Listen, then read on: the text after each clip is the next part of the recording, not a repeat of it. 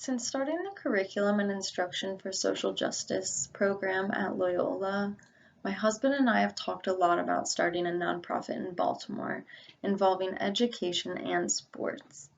And as he begins to handle the business and sports end, I've been thinking more about a relatable social justice curriculum that can teach kids about opportunities and real life skills they'll need. The more I read about media literacy education, the more I know I have to include that in this curriculum because it's something that affects every single person's life. In Vivian Maria Vasquez's book, Negotiating Critical Literacies with Young Children, she discusses ways to bring a social justice-driven curriculum to the classroom without losing out on the curricular material required.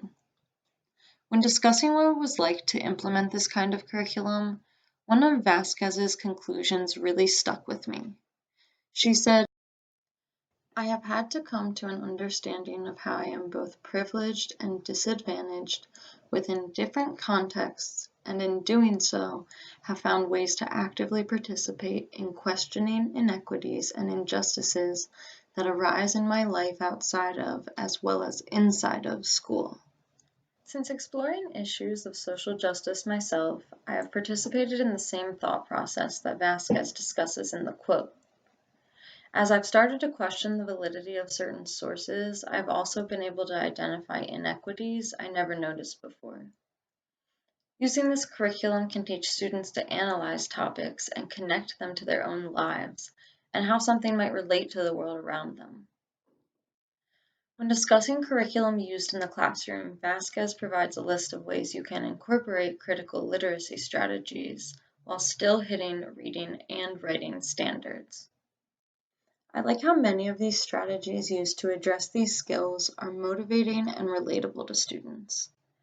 For example, creating surveys is a fun way students can build relationships with others, learn writing skills, and interpret data. Conversation is generally the beginning of addressing critical literacies.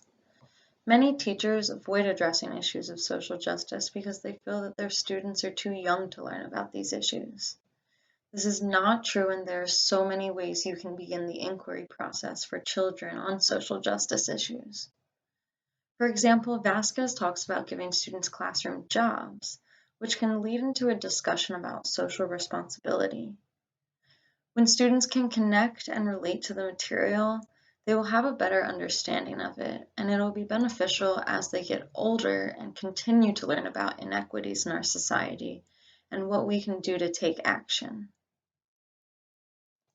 Here's an example of a piece of the learning wall in Vasquez's classroom. Something within the curriculum led students to the question, what can boys do that girls can't? They began to explore, ask questions, and create a visual. Another great idea Vasquez used was to have students research and present projects. The topics were thought-provoking. For example, one of the options was to analyze a Halloween flyer and how gender-based language was used for certain costumes. Although it can feel like there's no time to do something like this when the curriculum says you should be reading a text and answering multiple choice questions, but building a curriculum on student interest, critical literacies, and social justice issues, students are going to be able to grow and develop their skills and grow into the contributing members of society that we want them to be.